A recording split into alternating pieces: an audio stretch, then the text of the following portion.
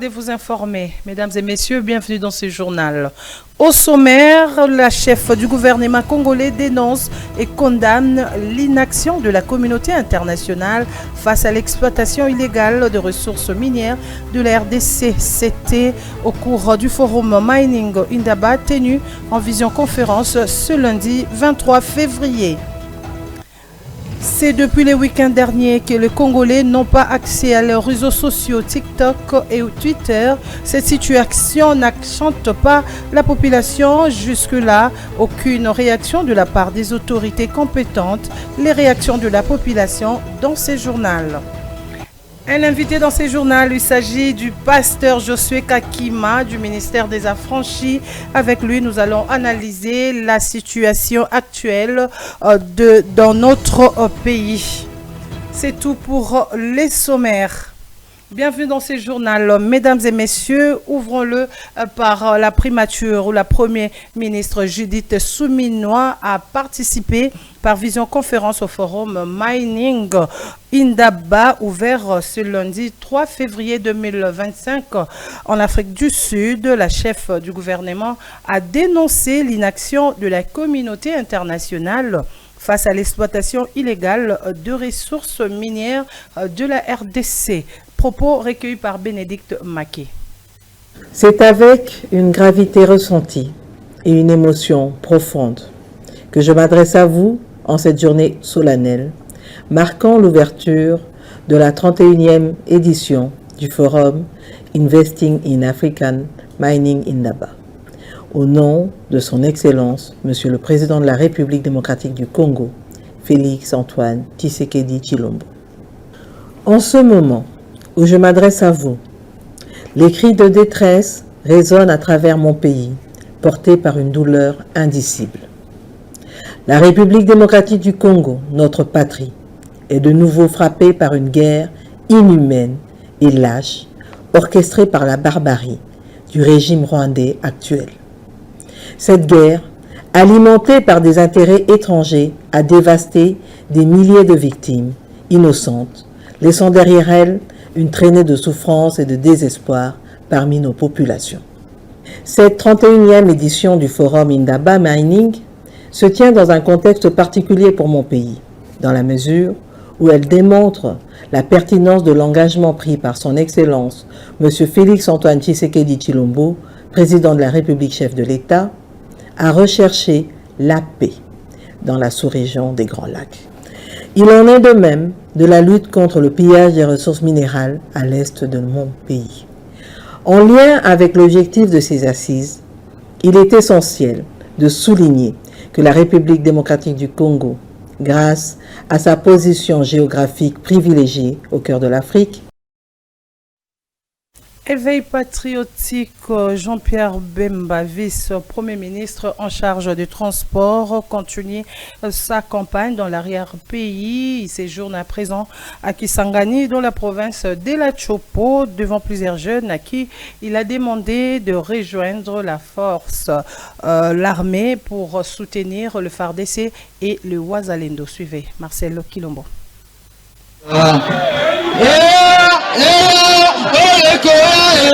C'est une place de la grande poste de Kisangani pleine à craquer qui a reçu le vice-premier ministre, ministre en charge des transports, Jean-Pierre Bemba Gombo, venu sensibiliser la jeunesse, mieux éveiller leur conscience face aux dangers qui menacent la République démocratique du Congo. Kisangani, ville martyre, connaît déjà la brutalité et la cruauté du régime Kagame, avec notamment la guerre de 6 jours, d'où ces chants de guerre de la jeunesse boyomaise.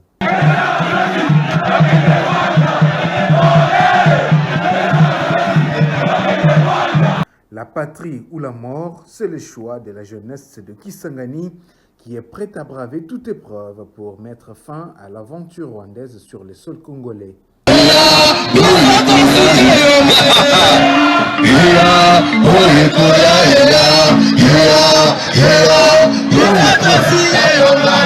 Rwanda esi esakani na Congo mingi. Cette fois-ci, tokolinga lisusu te. faut souligner que plusieurs jeunes ont décidé de s'enrôler dans l'armée pour défendre le pays jusqu'à leur dernière goutte de sang. Comme je vous le dis en titre, un invité dans ce journal, il s'agit du pasteur Josué Kakima. Bonsoir pasteur. Bonsoir madame la journaliste. C'est avec vous que nous allons analyser un peu l'actualité de notre journal. Okay. Vous venez de suivre là la réaction de la population par rapport à l'appel de Jean-Pierre Bemba. Votre réaction? Oui, en soi, il ne fallait même pas attendre la réaction du VPM, du transport. En soi, ça devait être une mobilisation générale. Vous savez, si on doit parler de Ouazalendo par exemple, qui les a mobilisés? Ils ont senti que la patrie était en danger, ils se sont mobilisés. Le gouvernement d'ailleurs a suivi après pour pouvoir les armer.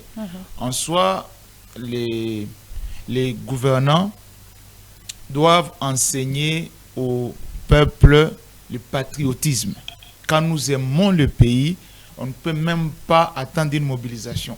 Parce qu'ici, nous entendons ça et là, les gens disent, bon, c'est vrai, il fallait peut-être que les autorités envoient leurs enfants, tout ça, des histoires comme ça. Mais dans un premier temps, il est question de notre pays qui est menacé. Prenons le pays comme votre maison. Lorsque votre maison est menacée, est-ce que vous allez attendre que forcément votre papa vous dise, va défendre? Comme c'est votre maison, vous êtes obligé d'entrer dans la danse pour défendre la patrie. Donc je suis vraiment d'accord avec cette mobilisation. Mais pasteur, pensez-vous que tous ces jeunes-là vont vraiment défendre la nation? Parce que nous savons la stratégie de l'ennemi. Lui, il paye l'argent, il vous corrompt avec l'argent. Est-ce qu'ils vont vraiment obéir à l'éveil patriotique? C'est ce que nous sommes en train de dire. Si l'on comprend que nous sommes Congolais et que la maison Congo est en danger, il faut alors aller à l'assaut et défendre le pays. Pourquoi il y a formation militaire? C'est pour préparer cette personne. Parce que aujourd'hui, nous avons beaucoup de jeunes qui sont inconscients, qui ne savent pas que nous avons un grand pays. Ce grand pays est entouré de 9 voisins.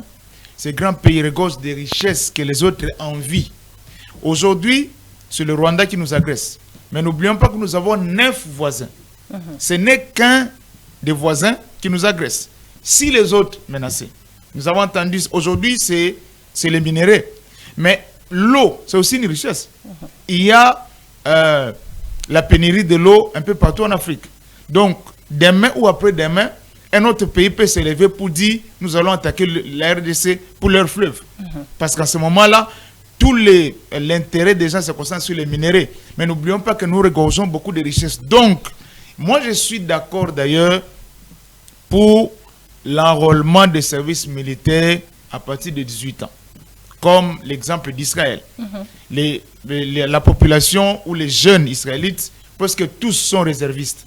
Vous avez vu quand ils étaient attaqués le 7 octobre, les événements qui ont eu lieu en Israël, les Israélites, ou les Israéliens plutôt, quittaient les pays où ils étaient, certains avaient interrompu les vacances, ils rentraient au pays pour aller combattre pour leur nation. Cet élan-là, c'était beau de voir quelqu'un qui interrompt ses vacances. Ce n'est pas quelqu'un qui est au chômage, mais il est dans un pays étranger, où il est dans les vacances, il interrompt ses vacances, il rentre au pays parce que le pays est menacé. Je crois qu'il faut qu'on insiste là-dessus sur le patriotisme. Mais là, il faut vraiment être patriote, hein, pasteur. Est-ce que vous allez laisser votre enfant de 18 ans avec l'amour des parents? Est-ce que ça sera possible ici au Congo? Parce que nous gardons les enfants jusqu'à l'âge de plus de 30 ans. Est-ce que ça sera facile de lâcher facilement ton enfant? Madame la journaliste, si nous comprenons la valeur de notre pays, prenons le pays comme la maison. Je ne cesse de répéter ici. Parce que, admettons que vous avez une parcelle. Cette parcelle-là, c'est une parcelle de terre qu'on vous a acheté. Et quand la parcelle est menacée, faudra-t-il attendre que les parents viennent pour que vous puissiez défendre? Le problème, c'est que beaucoup de jeunes Congolais n'ont pas la conscience de notre patrie. Et vous allez voir même quand on chante l'hymne national, qu'est-ce qu'on n'a pas vu sur nos images, même sur les réseaux sociaux, pendant qu'on chante l'hymne national, les autres font des bêtises. Alors que sous d'autres cieux, pourquoi on met la main sur le cœur? lorsqu'on chante l'hymne national. Ça veut dire que nous aimons le pays. Et quand vous aimez, vous devez défendre. Comprenez? Quand vous aimez le pays, vous devez le défendre. Ici, c'est sans prendre compte je vous ai donné l'exemple de Ouazalendo.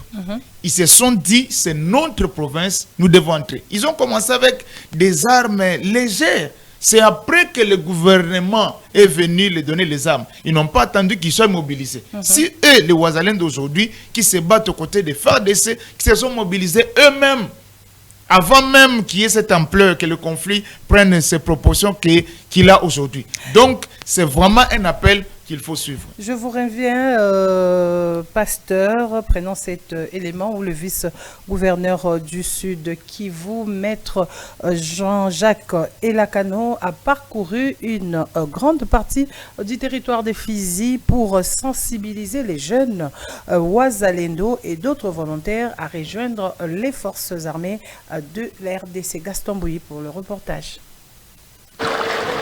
Poursuivant sa mission de sensibilisation sur l'éveil patriotique et les soutiens aux forces armées de la République démocratique du Congo, le vice-gouverneur de la province du Sud Kivu, maître Jean-Jacques Elakano, est arrivé ce 1er février 2025 dans le territoire de Fizi.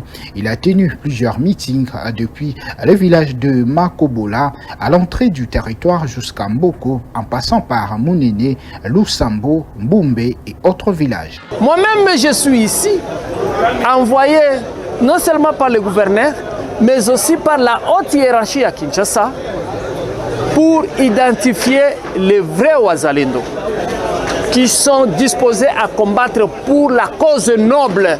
J'aurai une réunion à Fizi Centre avec les groupes les plus importants des Ouazalendo, avec l'administrateur du territoire. Nous étions comme des esclaves. Tshisekedi est venu libérer le peuple congolais du fait qu'il a reconnu des Ouazalendo. Ce territoire, c'est le bastion depuis des Ouazalendo. Son message n'est pas tombé dans les oreilles des sourds, car les jeunes ont accepté l'appel du vice-gouverneur. Nous sommes bien à combattre aux côtés de la FARDC. Nous allons aider les FARDC à combattre cette rébellion qui vient à notre égard.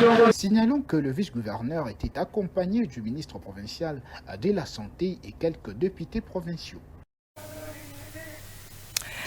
Cette fois-ci, la diaspora congolaise à Paris a manifesté le week-end dernier pour dénoncer et dire non à l'agression de la partie est de la République démocratique du Congo. Près de 2000 personnes de la France se sont mobilisées pour la première fois depuis que le M23 menace la ville de Goma en RDC. Lydie Djamba nous en parle.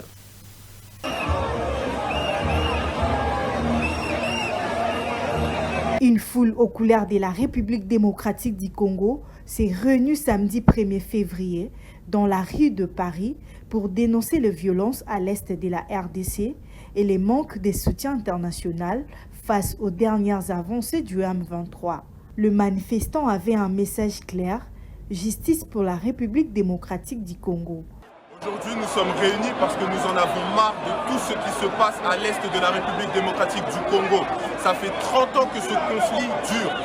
Bon nombre de personnes ont souffert de ce conflit. Et aujourd'hui, ce que nous demandons à la communauté internationale, c'est qu'elle puisse prendre des sanctions fortes contre le régime de Paul Kagame pour qu'enfin ce conflit à l'est puisse s'estomper une bonne fois pour toutes. Une manifestation pour montrer que les Congolais et les Congolaises sont debout. On a cru nous décourager, on a cru nous faire peur. La communauté internationale, la France en tête, la Belgique qui était l'ancienne ancienne maîtresse de la RDC, le Royaume-Uni, les États-Unis d'Amérique, ce qu'on en appelle la communauté internationale était et est encore contre nous. Et là, nous avons dit non. Nous avons dit non et nous le démontrons.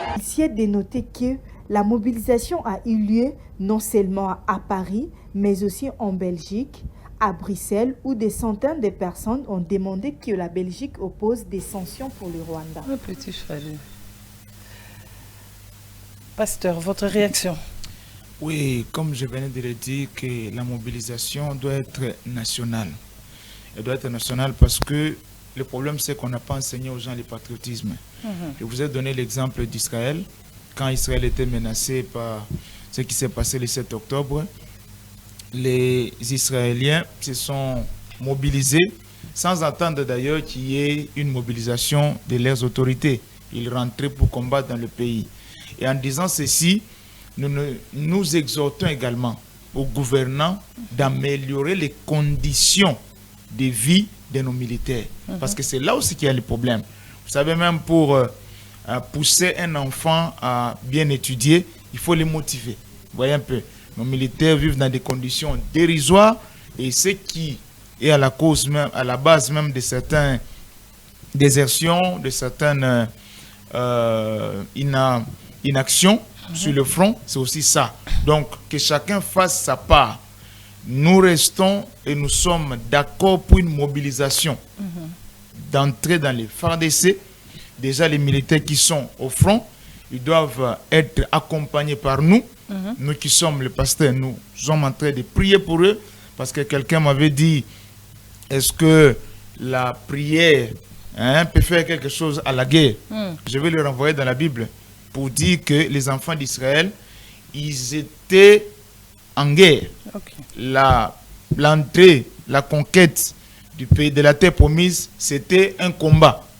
Josué et Caleb étaient dans la bataille, Moïse était sur la montagne pour prier. Que les hommes de Dieu fassent leur travail, de prier pour le pays, de donner des conseils, que les militaires sur le terrain fassent leur travail. Et nous insistons sur l'amélioration des conditions de nos militaires. Et là, nous encourageons ce que le chef de l'État a fait en ce qui concerne les coupes budgétaires, la réduction des trains de vie des institutions. Parce que comment vous allez nous expliquer un député national qui nage entre, c'est pas moi, 10 ou 12 000 $, mais le militaire, il a quel salaire? Est-ce que ça sera applicable? Ça va commencer quel mois? Ça sera applicable? Non. Le chef de l'État a dit, est-ce que c'est ce mois ici, le mois de février ou le mois de janvier qu'ils ont eu, la moitié de leur salaire ou comment? Madame la journaliste, le pays est menacé. Si on blague, on risque de perdre le pays. Ici, chacun doit être conscient. Autant les jeunes doivent être conscients qu'il s'agit de notre pays. Si on blague, demain on sera des esclaves de notre propre pays. Nous devons nous battre contre ceux qui en veulent à notre pays. Autant surtout ceux qui nous gouvernent, ils doivent, autant on demande aux jeunes de s'enrôler dans l'armée, autant eux doivent serrer les ceintures. Autant ils doivent mettre les jeunes dans de bonnes conditions. Vous imaginez quand un militaire, il se met au front face à l'adversaire qui est bien armé, bien équipé, motivé. Et on ne peut pas détourner les salaires des militaires qui vont au front. Ça, c'est un crime. Un militaire qui a laissé sa femme, ses enfants, il va pour combattre pour le pays, vous détournez son salaire. Donc vous êtes les premiers criminels. Autant eux, ils vont sur le terrain de bataille, autant ceux qui nous gouvernent, en commençant par nous tous, il faut réduire les trains de vie de l'État. Nous sommes un pays, je refuse d'utiliser le terme pays pauvre, mais pays en voie de développement. On ne peut pas se taper des salaires, je ne sais pas moi de combien. Il faut être conscient. Si nous sommes conscients, l'avenir de ce pays dépend de nous, des jeunes, des gouvernants, que chacun fasse son travail pour défendre, j'insiste, notre pays qui est menacé. Voilà, je rappelle que vous êtes pasteur Josué Kakima. Il est du ministère des Affranchis, du prophète Emmanuel Dodi. Chers téléspectateurs, passons à la province de Kinshasa où le président de l'Assemblée provinciale, Lévi Mbouta, était le week-end dernier devant sa base de Mikondo dans la commune de Kimbantseke. Et le lit de Mikondo a demandé à ses électeurs d'être derrière les chefs de l'État pour mettre hors état de nuire l'ennemi. Suivez. Profitant de ses vacances parlementaires, le président de l'Assemblée provinciale de la ville de Kinshasa, Lévi Mbouta, a devant sa base remercié les chefs de l'État pour les efforts qu'il entreprend pour que la paix revienne à l'est du pays. Avec son idéologie Tovanda Tosolola, Lévi Mbuta Sangupamba est bien aimé par sa base. Il explique ici comment mettre fin à tout le mot qui dérange sa circonscription électorale. C'est pourquoi idéologie, il y a Lévi Mbuta Ezato Salanini, Tovanda Tosolola. Ce qui est sécurité, Ezana Kimbaseke, Biso Togosa Nini.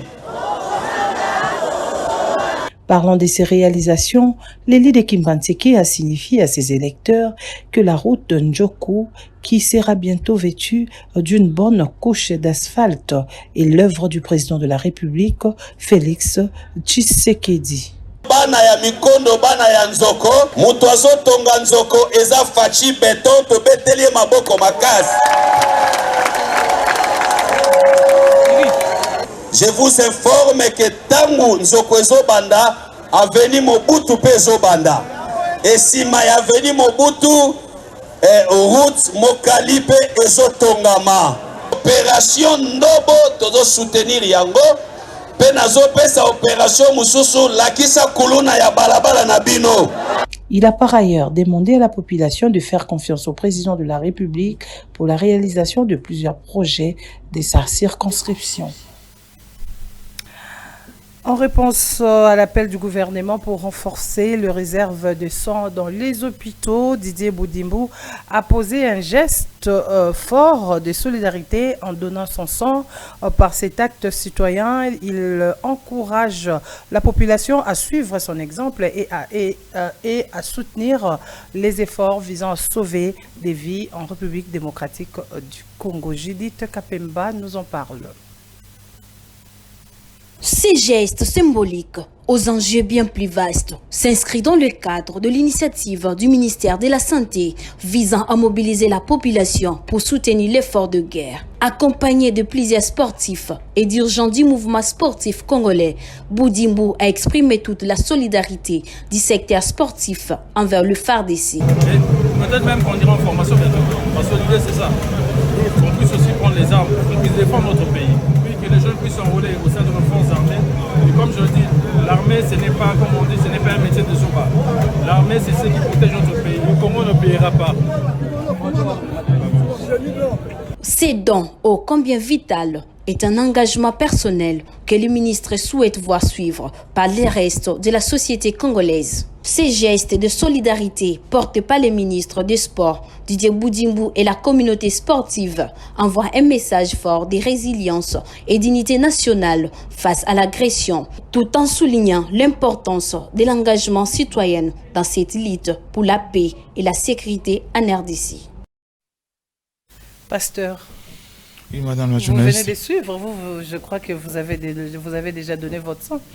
Non, c'est l'appel qui va continuer, on continuera à le faire comme les autorités le font. Vous savez, madame, l'exemple vient souvent d'en haut.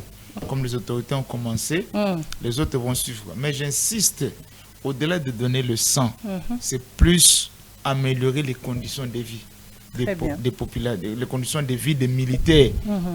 Le chef de l'État avait bien commencé en construisant un hôpital, mais il ne doit pas se limiter là. Il doit vraiment serrer la vis à ce niveau-là pour que les conditions de vie des militaires puissent s'améliorer. Et même, on va toucher d'autres catégories, même les enseignants aussi. Merci beaucoup.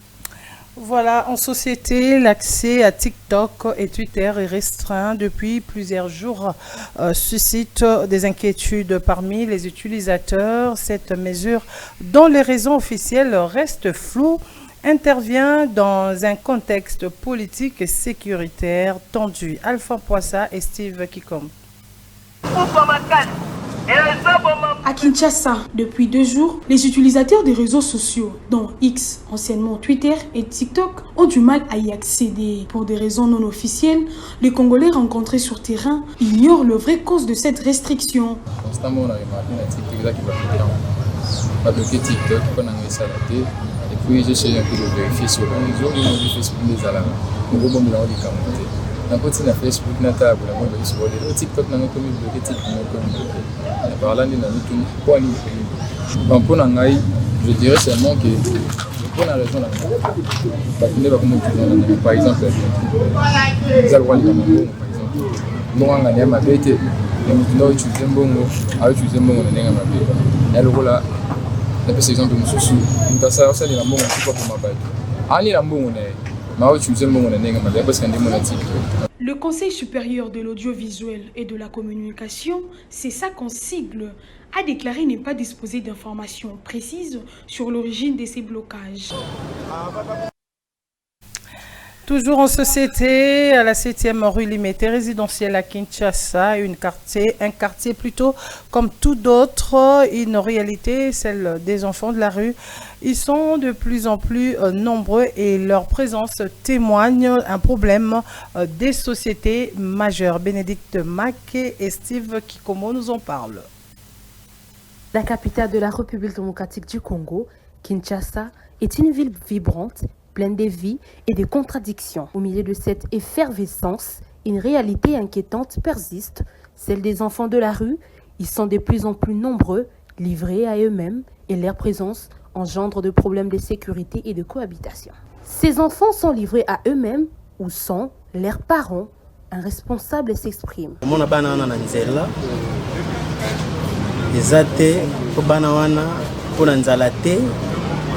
Tanto pour na cause nan ils en ont abandon il y a responsabilité. Deuxième chose, ils ont mabota surtout ça cause à séparation. Papa na maman bakabwani papa kitabali mwasi mususu mama lingisu bana wana te après bango bandoki bana bakomi na balabala bakomi na bakomba fazer mususu baba boti bana bakufela baboti baza abandonné le moni nini bakosala il faut bakimana balabala pour survivre donc eza moko ya bakozo ezo komisa bana ebele na balabala. Malgré l'obscurité de leur quotidien, ces enfants portent en eux une étincelle d'espoir. Kinshasa a le potentiel de devenir une ville où chaque enfant peut s'épanouir. Il suffit d'un regard, d'un geste, d'une main tendue. Voilà, pasteur, nous sommes presque à la fin de notre journal. Un mot par rapport à nos forces armées de la République et nos Wazalendo. Oui, nous encourageons nos forces armées qui sont déployées sur le théâtre des guerres.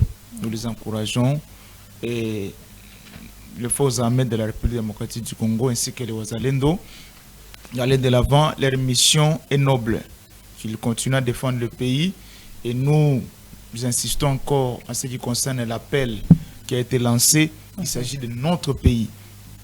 Et évitons de blaguer avec cette question parce que demain, nous risquons d'être des esclaves sur notre propre pays.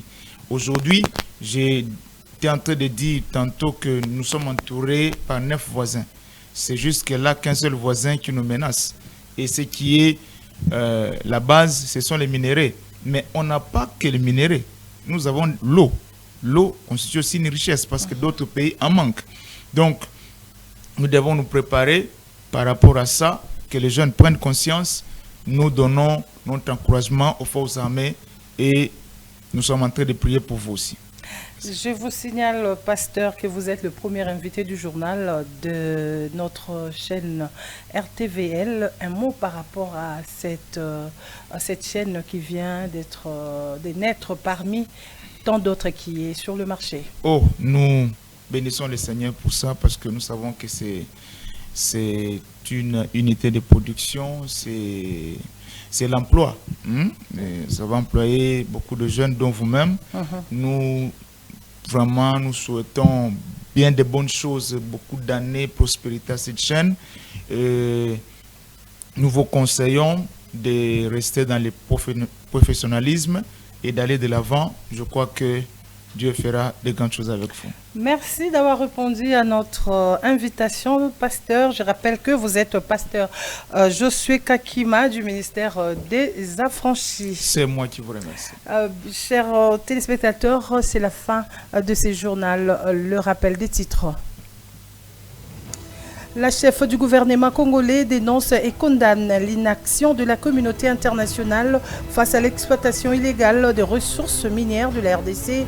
C'était au cours du forum Mining Indaba tenu en visioconférence ce lundi 3 février. C'est depuis le week-end que les Congolais n'ont pas accès à leurs réseaux sociaux TikTok et Twitter. Cette situation n'enchante pas la population. Jusque-là, aucune réaction de la part des autorités compétentes. La réaction de la population, vous venez de le suivre dans ce journal. Il y avait un invité dans ce journal, il s'agissait du pasteur Josué Kakima du ministère des Affranchis qui était l'invité de votre journal. C'est la fin de ce journal. Merci de l'avoir suivi.